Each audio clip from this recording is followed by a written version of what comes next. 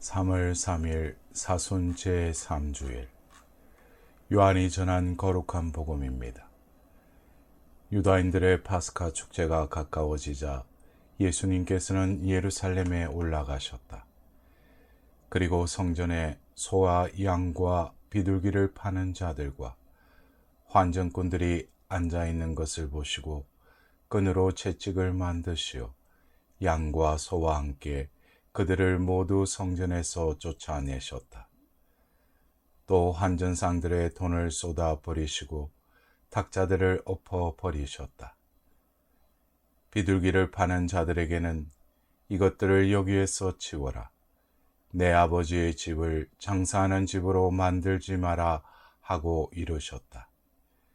그러자 제자들은 당신 집에 대한 열정이 저를 집어삼킬 것입니다. 라고 성경에 기록된 말씀이 생각났다.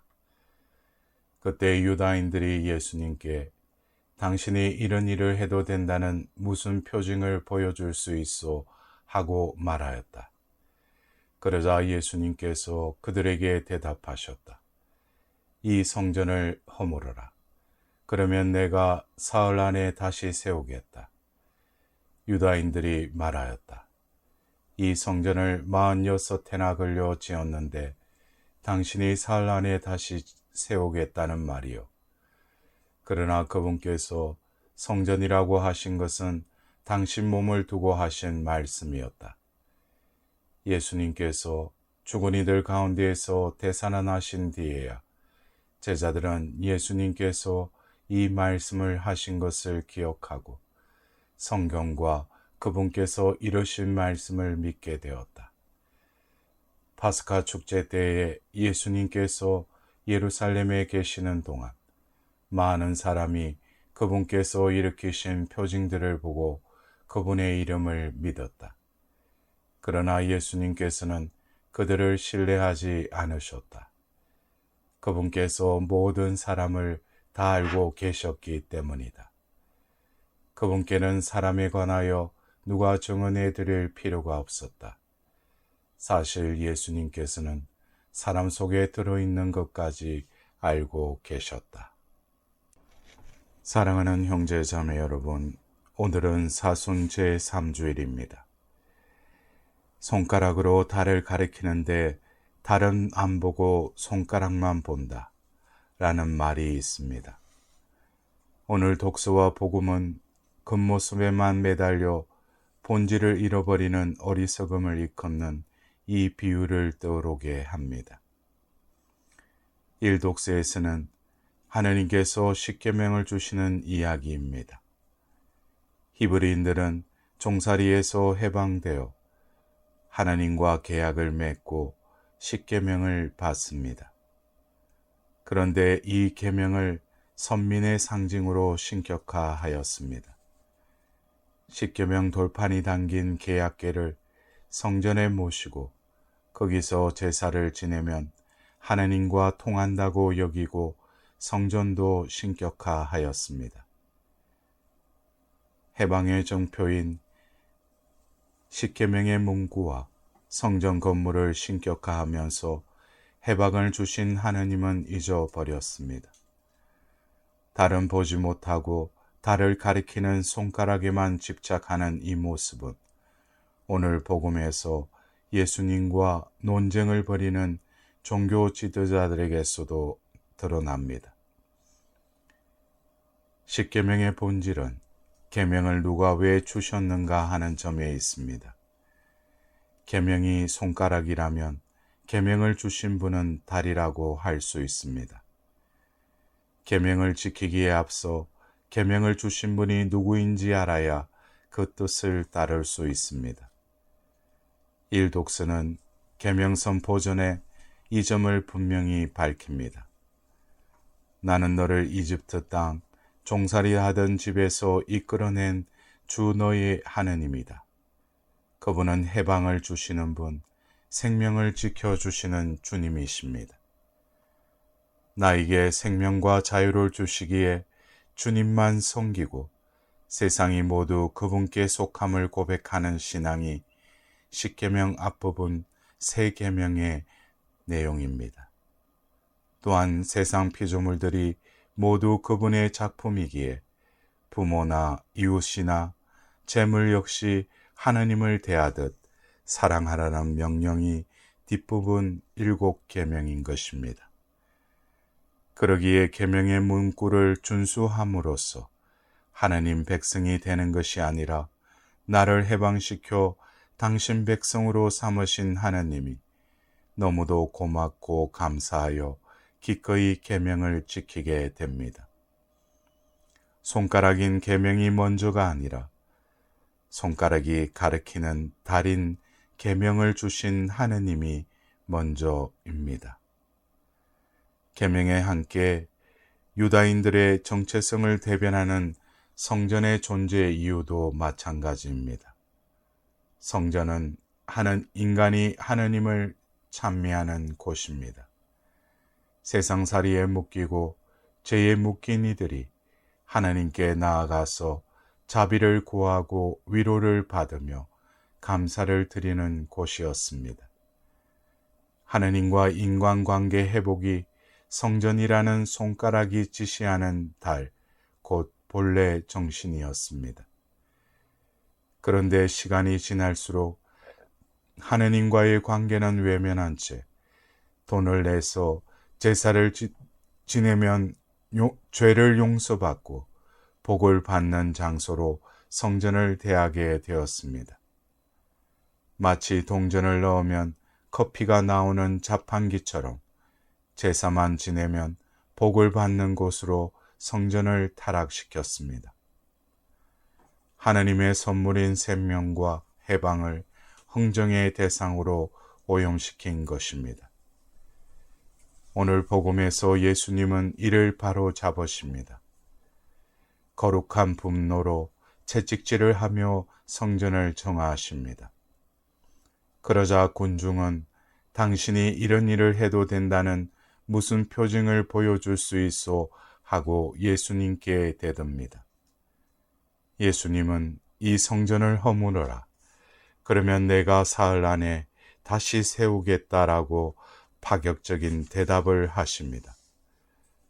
복음서는 그분께서 성전이라고 하신 것은 당신 몸을 두고 하신 말씀이었다라고 덧붙입니다. 성전은 눈에 보이는 건물이 아니라 죽으시고 사흘 만에 부활하신 예수님 자신이라는 말씀입니다. 그 말씀 속에는 하느님의 구원이 십계명이 새겨진 돌판이나 이를 보관하는 성전을 통해서 오지 않고 예수님의 죽으심과 부활로 이루어진다는 뜻이 담겨져 있습니다. 십계명과 성전이 가리키던 하느님은 이제 예수님을 통해 세상에 드러나십니다.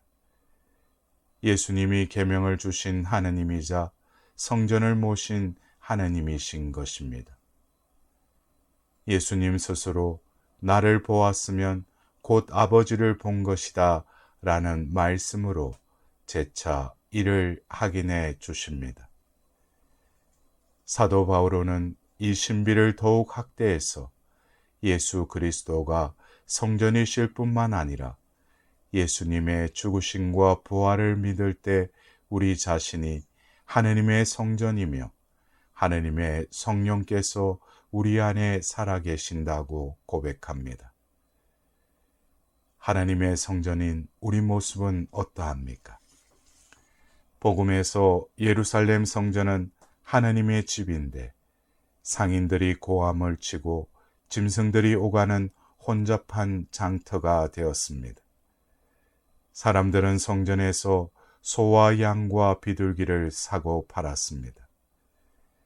문화적, 심리적 상징 체계에서 힘세고 저돌적인 소는 탐욕을 상징하고 이리저리 끌려다니는 양들은 부자유스러운 노예를 상징하며 늘 구구대며 푸드덕대는 비둘기는 분심, 잡념을 상징합니다.